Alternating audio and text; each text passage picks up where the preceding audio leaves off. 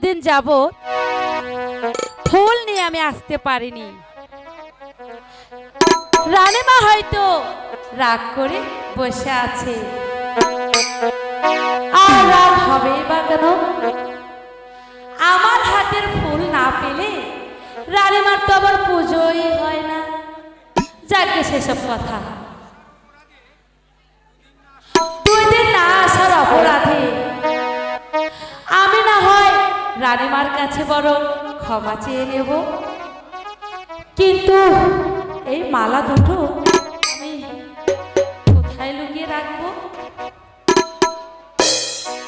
কিন্তু রানীমা তো বুঝবে না আমি মালা কার জন্য এনেছি। আর যদি জেনে ফেলে তাহলে তাহলে বলবো আমি কুমারে চলে গেছি। না না না, এই কথা বলা যাবে না। এই কথা বললেও তো মুশকিল। তাহলে কি করি? কি উপায় পেয়েছি, আমি মালা দুটো বড় লুকিয়ে রাখি। আর এই সময় আমি একটি গান গেয়ে ও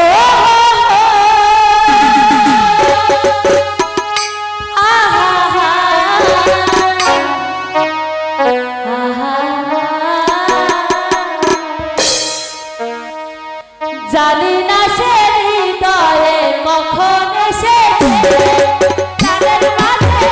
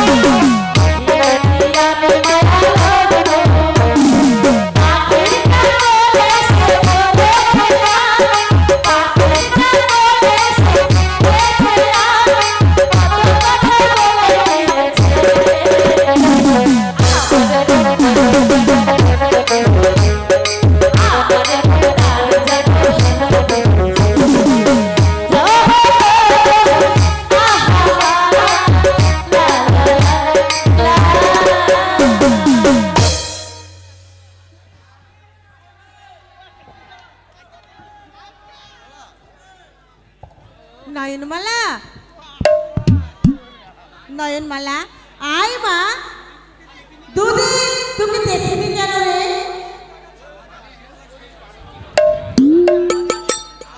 মানে আমার শরীরটা ভালো ছিল না, তাই আমি আসতে পারিনি রানীমা। জানিস মা, এই 2 দিন আমি খুবই চিন্তায় ছিলাম।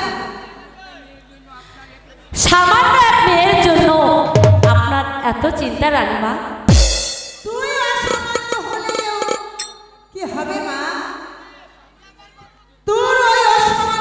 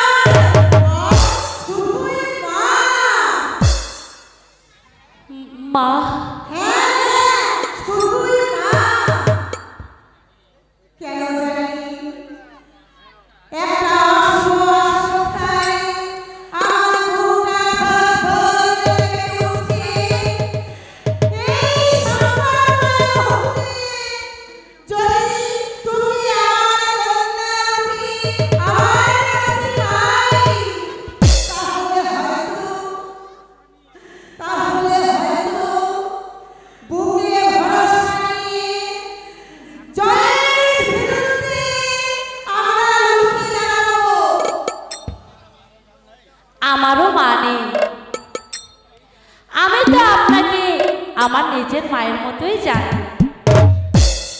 এতে ভয়ের কি আছে মা? মালা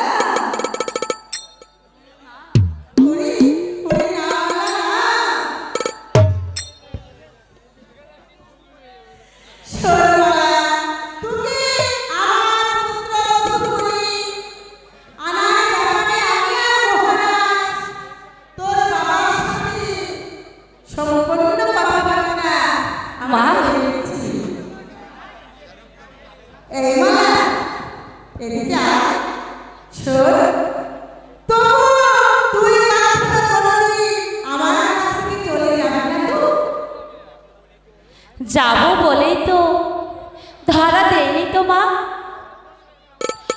যদিও আপনার সঙ্গে আমার রক্তের কোনো সম্পর্ক নেই, তবুও যে আমি জানি আপনি আমার মা। মা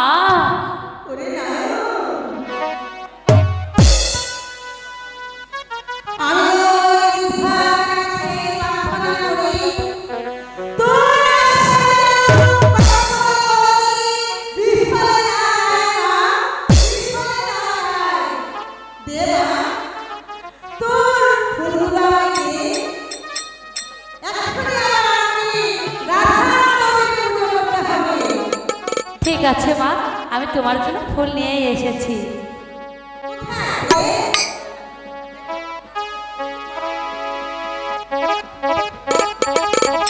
এই নাও মা।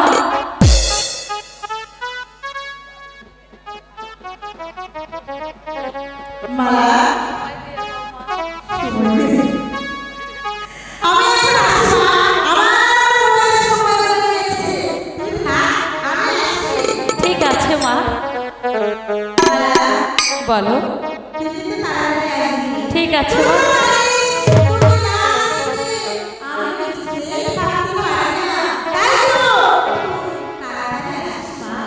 ঠিক আছে মা। হ্যাঁ, এবারের কুমারের দেখা পেলেই হয়। ওগো আমার প্রাণের দেবতা, তোমাকে দেখার জন্য এই দক্ষিণের যে আজ কিছুই নেই। তুমি যে আমার প্রতিভক্তি দেবতা, এসো আমার হাতের ফুলের মালা তুমি গ্রহণ করো।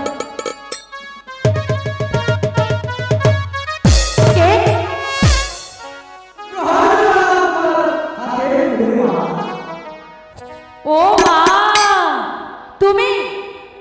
আমি তো ভেবেছিলাম টাকা।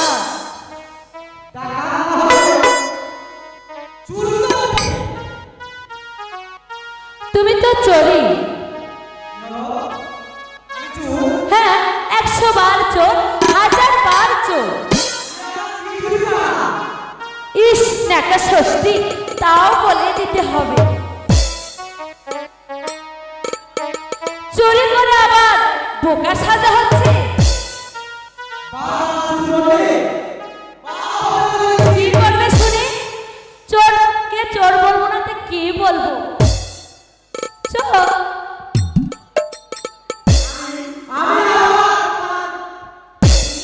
তুমি আবার কি চুরি করেছো তা তুমি জানো না? এসো, আমি তোমাকে বলে দিচ্ছি। মন চুরি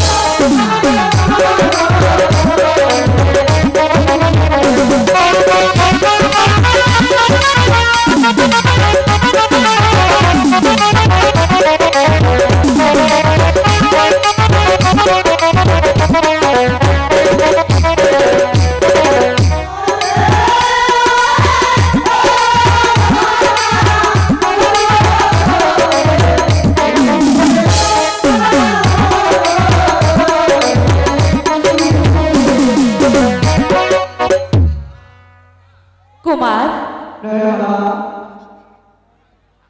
বলো সাথী, আমার প্রাণের সাথী, জানো তোমাকে একদিন না দেখলে আমার যে কিছুই ভালো লাগে না। আমার মন চায় সর্বক্ষণ তুমি আমার কাছাকাছি এবং পাশাপাশি থাকবে। আরে আমার এই মনের মাঝে কি বলে জানো? বলবো, সত্যি বলবো। আরে বৃষ্টি পড়ে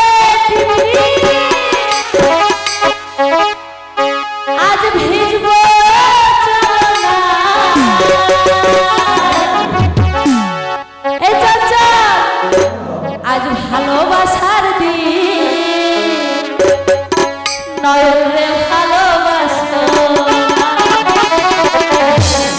আজ কাছে আসার দিন আমার কাছে আসো না আরে বৃষ্টি পড়ে আজ ভিজবো না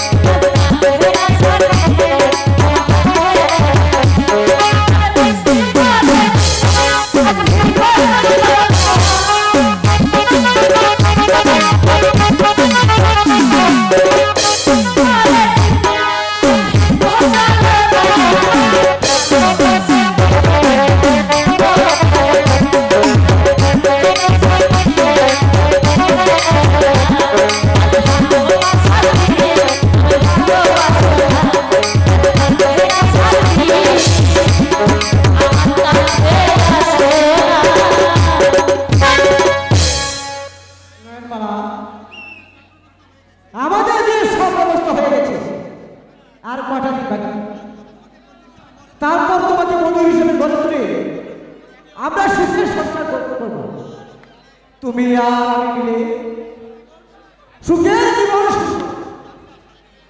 জানি না সাথী এত সুখ আমার কপালে সইবে কিনা বলো সাথী বলা হচ্ছে আপনাদের এদিকে আসছে চলো আমরা এখান থেকে চলে যাই তবে তাই চলো ওরে বৃষ্টি পড়ে আজ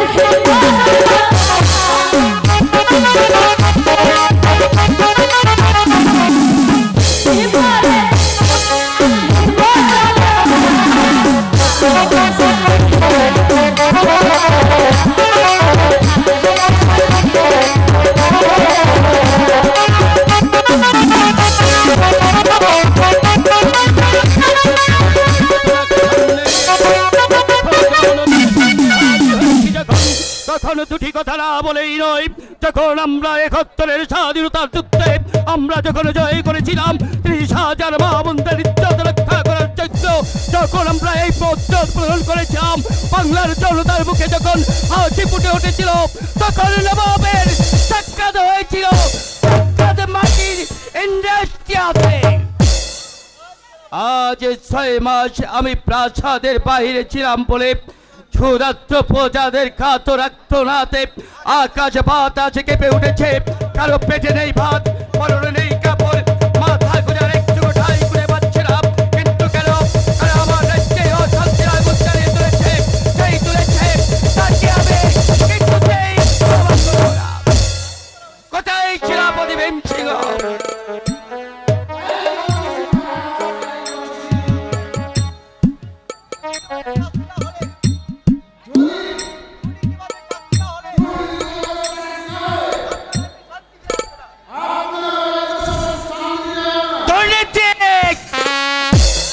আমার রাজ্যে রাজা নক্ষত্র রায়ের রাজ্যে দুর্নীতির অপবাস করছে কে? সেই বেয়াদব খামোশ জানোয়ারকে। আমি তাকে হারে হারে বুঝিয়ে দেব যে রাজা নক্ষত্র রায়ের প্রজাদের উপরে নিক্ষেপ নির্যাতন চালাবে। আমি তাদের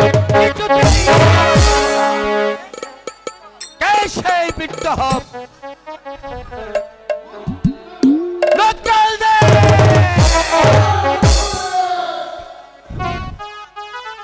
যাকে বিশ্বাস করে এই নক্ষত্র রায়ের রাজ্য তার হাতে অর্পণ করে আমি 6 মাসের জন্য প্রাসাদের বাইরে গিয়েছিলাম, তার ভিতরে সে রাজ্যময় করে তুলেছে অসংখ্য। আমি তা কিছুতেই কোথায় সেই শয়তান?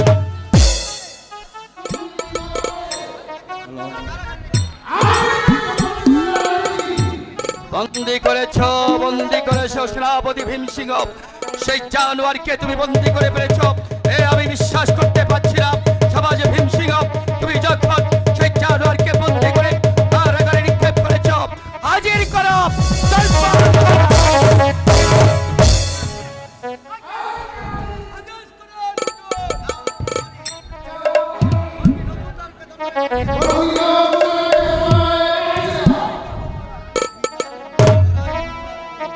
বিচার করুন মহারাজ, বিচার করুন, এই শয়তানের বিচার করুন। সেই শয়তান বিনা অপরাধে আমার হাতে ফিঙ্গল তুলে দিয়েছে, সেই শয়তান ভীমসিংহ।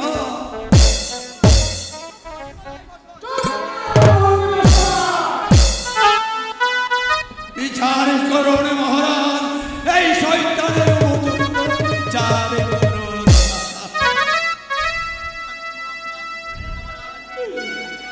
আমি কোনো অপরাধ করিনি মহারাজ। এই সেনাপতি দুর্নীতির প্রতিবাদী করেছিলাম বলে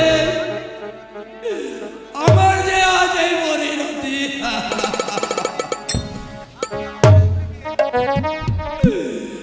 আপনি আমাকে মুক্তি দিয়ে সেই অপরাধীকে শাস্তি দেন মহারাজ।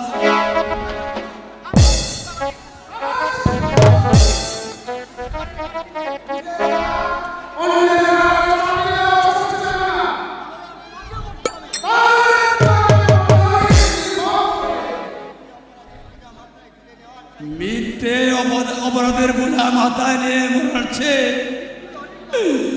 মৃত্যু যাওয়ার অনেক ভালো মহারাজ। আপনি আমাকে শাস্তি দেন মহারাজ। তবু মিথ্যে অপবাদ দিয়ে আমার মনটাকে আপনি কষ্ট করে দেবেন না মহারাজ।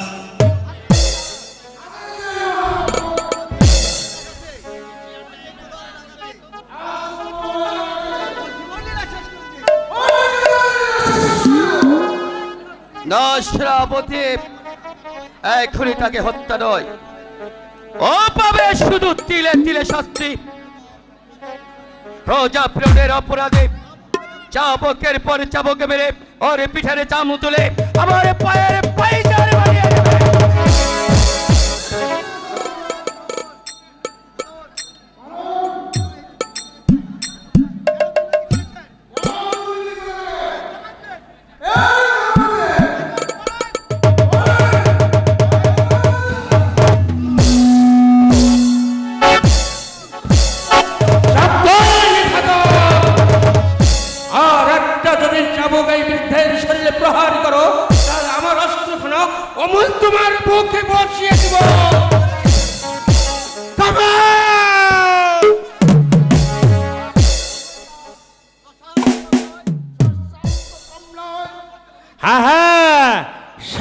ভাষায় বলেই তো জেনে শুনে সিংহের গুহায় প্রবেশ করতে সাহস পেয়েছি। সেই যখন পরিচয় তাহলে শক্তির পরীক্ষাটা হয়ে যাবে। আসো। বেশ, তবে এসো, আমিও দেখতে চাই তোমার বাহুতে কত শক্তি।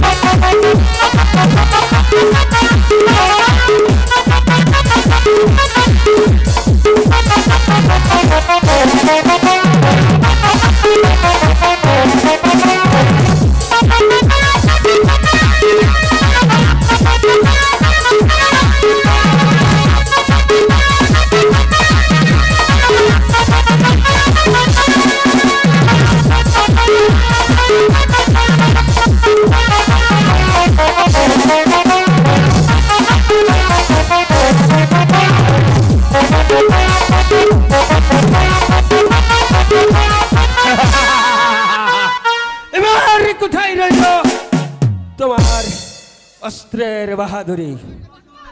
মন্ত্রী মহাশয়, নিন অস্ত্রখানা তুলে নিন, এবার চলুন আমার সাথে।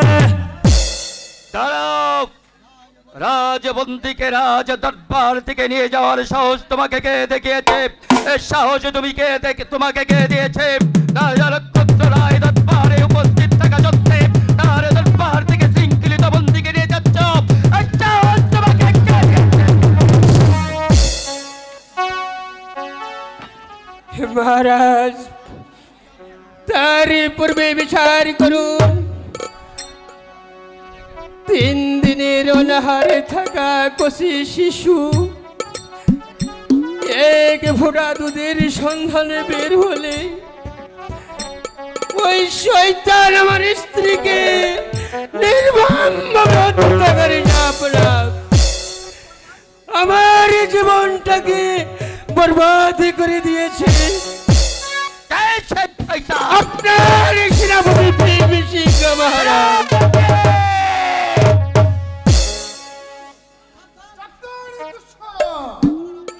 মিথ্যা বলার অপরাধে তোর জীবনে দিনকে সারা দিতে হবে। সেই ভয় আমার নেই শয়তান, যার স্ত্রী হলো লম্পটের হাতে হত্যা, কচি শিশুটি থুকে থুকে জীবন দিল, তার কিছু মৃত্যু মৃত্যু তো আমার অনেক পূর্বে হয়ে গেছে শয়তান। আমি যার মৃত্যুকে ভয় পাই না।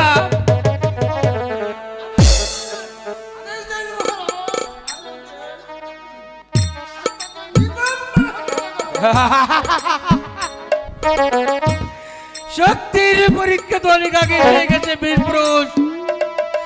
আর কৃষক, তবে তুমিও জেনে রাখো, তোমার অত্যাচারে রাজ্যের অগণিত প্রচারা পাচ্ছে না একই মুঠো ভাত। রাজ্যের অবলা নারীরা, তাদের চোখে নেই ঘুম, নেই কাপড়। এই পাপের পথ থেকে তুমি যদি সরে না দাঁড়াও, তাহলে আজ তোমাকে ক্ষমা করে দিলেও ভবিষ্যতে করবে না। কথাটা মনে থাকে জানো। তুমি দস্যু, তোমার দেশ প্রেম দেখে আমি মুগ্ধ হয়েছি। তোমার মতো লোকের যে আমার প্রয়োজন। তোমার ভিতরে বাস করছে দেবতার নয় এক মহাপুরুষ। 71-এর স্বাধীনতার যুদ্ধে যখন বাংলার জনতার মানুষ হাতে হাতিয়ার নিয়ে রাতে রাত দিয়ে যখন বেরিয়ে পড়েছিল, তোমার মতো বীর পুরুষের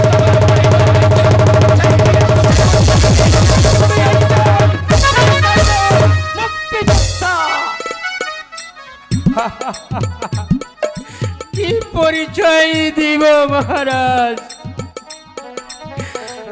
একদিন আমার ছবি ছিল,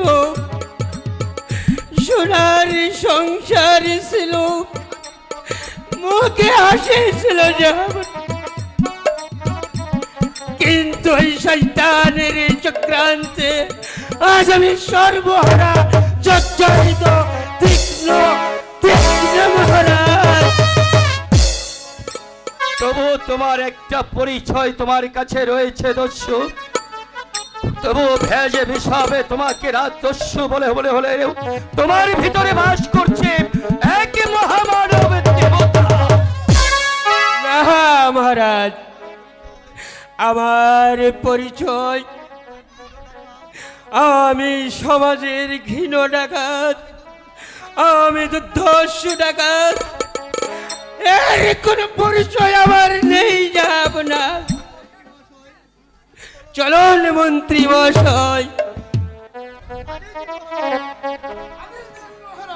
আদেশ দেন, আমি ওদেরকে ধরে আনি। থাক! আর বীরত্ব তোমাকে দেখাতে হবে না সেনাপতি ভীম সিংহ। যে বীরত্ব তুমি আমার সামনে দিয়ে দেখেছ তা আমি আজ বুঝতে পেরেছি। সব কিছু বুঝেও আজ আমি বিচার সবাই পরাজিত সম্রাট, আজ আমি বিচার সবাই পরাজিত সম্রাট। তাই তো তোমাকে আমি বাংলার জনতার মাঝে হাত রেখে কথা দিয়ে বলে যাচ্ছি, একবার যদি তোমাকে আমি প্রমাণ সহ ধরতে পারি তাহলে তুমি ভীম সিংহকে রাস্তা দিয়ে বলবে, রাস্তা দিয়ে দাও। অতএব সাবধান।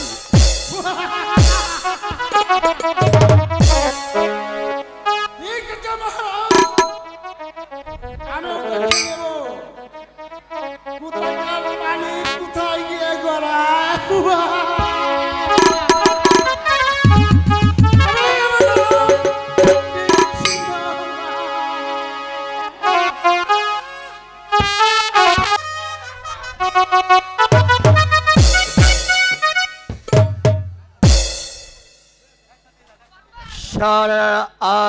সারাটা রাজ প্রাসাদ আনন্দে মুখরিত হয়ে উঠেছে। একদিকে ঢাক ঢোল আর সানাইয়ের বাজনায়, আর অন্যদিকে পাইক পেদাদের ছুটাছুটিতে আমার রাজ্য আনন্দে ভরে উঠেছে। আমারও তাই মনে হচ্ছে মহারাজ। না না না, আমাকে আর এখানে দাঁড়িয়ে থাকতে চলবে না।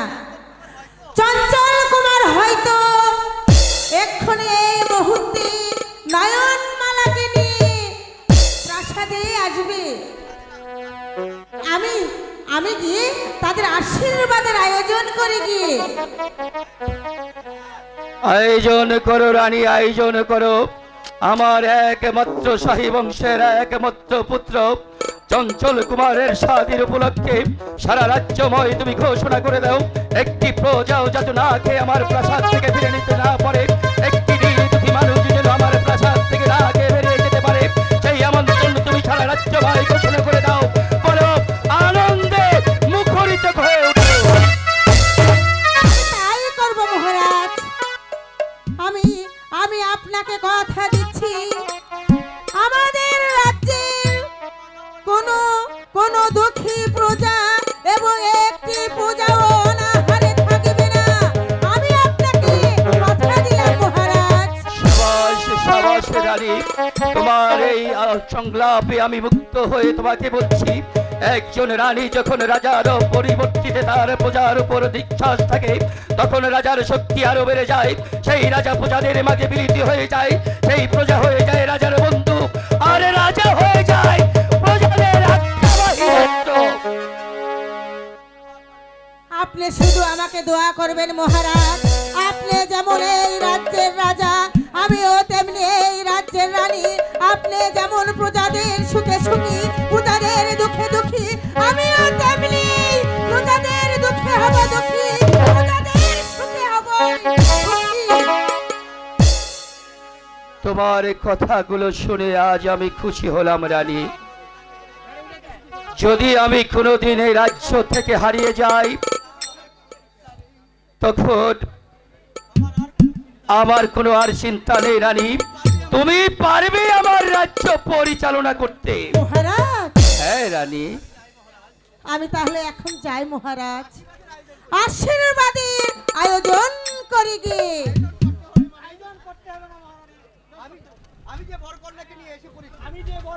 নিয়ে এসে পড়েছি।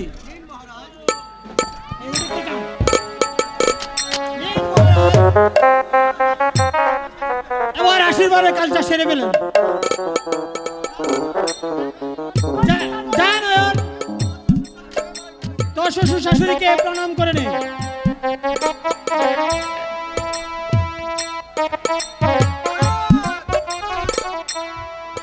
আশীর্বাদী পর্বটা শেষ করার পূর্বে এই নববধূর পরিচয় পর্বটা শেষ করে নিলে ভালো হতো মহারাজ।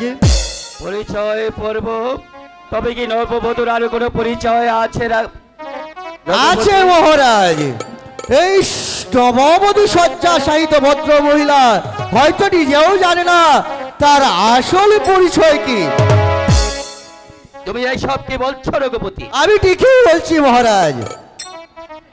আরো কিছু পরিচয় তার রয়েছে? আছে মহারাজ। আসলে এই ভদ্র আমাদের মন্ত্রী নকুল দেবের কন্যা নয়, সে একটা সাধারণ চাষার মেয়ে। রঘুপতি! কি বললে রঘুপতি? কি বললে রঘুপতি? আমার পুত্র একটা চাষার মেয়েকে বিয়ে করে রাজদরবারে পাহাড়ে নিয়ে এসেছে, আমার উঁচু মাতাকে নিচু করে দিয়েছে। এই কথা বলার পূর্বে আমি কেন এই পৃথিবীতে এখনো জীবিত রয়েছি? বস্ত্রপাত হয়ে আমাকে কেন? আপনি আমার কথা বিশ্বাস করবেন না আমি জানতাম। আপনি অপেক্ষা করুন, আমি মন্ত্রী নকুল দেবকে দরবারে পাঠিয়ে দিচ্ছি। আপনি তার কাছ থেকে সত্য মিথ্যা ভালো করে যাচাই করে নেবেন। ও ঠাকুর, এ কি তুমি আমাকে শোনালে ঠাকুর? মিথ্যে কথা মহারাজ, সম্পূর্ণ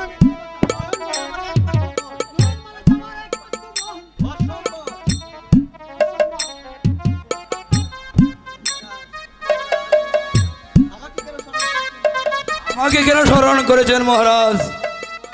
মন্ত্রী মশাই, আপনি দণ্ডায়মানে দাঁড়িয়ে বলুন, সত্যি করে আমার সামনে জবান দেন, নয়নমালা আসলে কার সন্তান?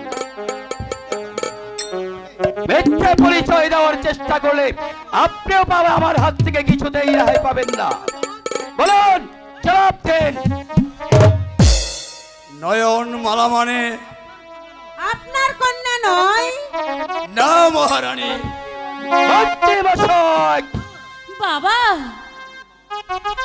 জানি মা, বাবা, আজ আর সত্য গোপন রাখা যাবে না মা। তাই বলছি, নয়নে মালা, নয়নে মালা আমার উড়োজাত সন্তান। বাবা! সে যে আমার বাড়ি না। তাহলে আপনি এই কথা আগে বলেননি কেন? উপায় ছিল না মহারানী। আজ থেকে 15 বছর পূর্বে তাকে আমি একজনের হাত থেকে বাঁচিয়ে এনে লালন করেছি। তার পিতা ছিল এক দরিদ্র ব্রাহ্মণ। বাবা! হ্যাঁ মা,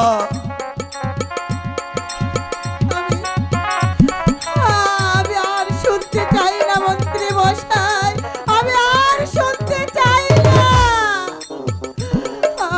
আপনার কথাগুলো শুনে আমার বুকের পাঁজরগুলো ভেঙে চুরমার হয়ে যাচ্ছে। এই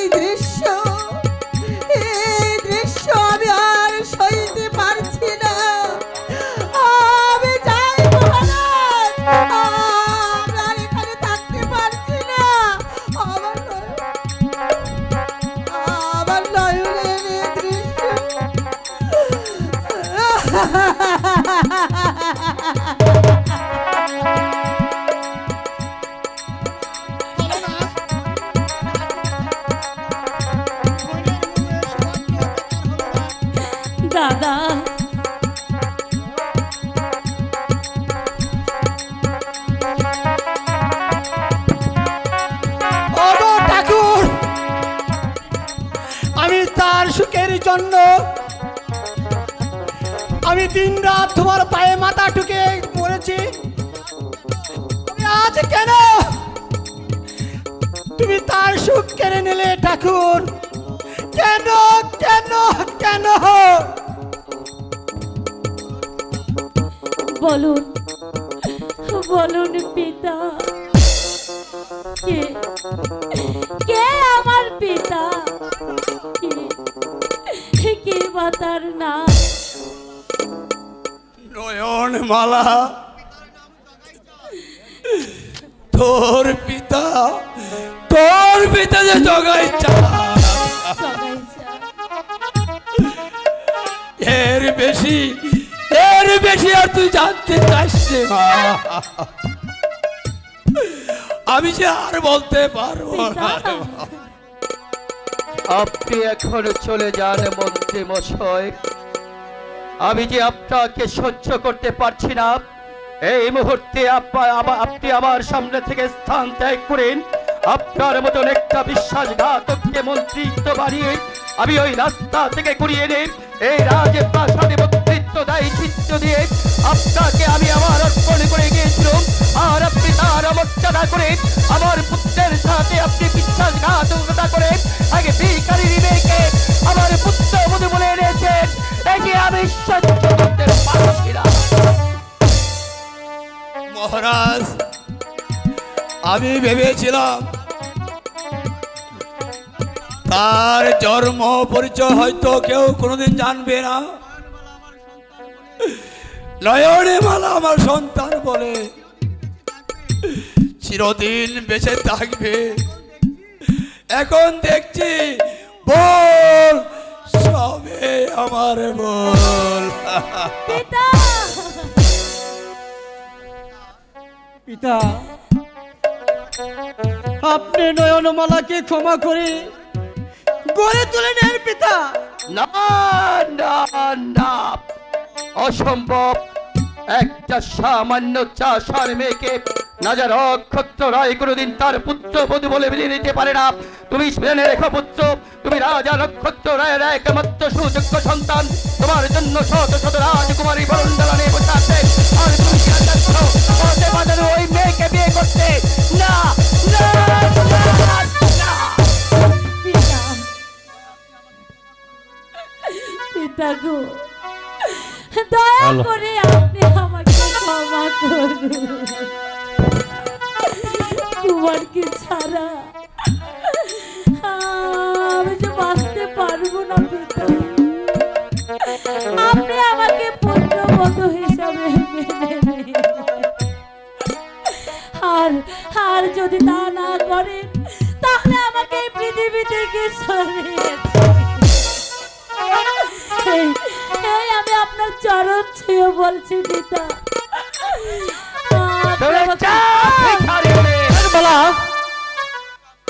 ব্রাহ্মণ হয়ে চাঁদে তুমি হাত দিতে চাও? না না না, এখনো দিন হতে পারে না। বেরিয়ে যাও, বেরিয়ে যাও। এই মুহূর্তে আমার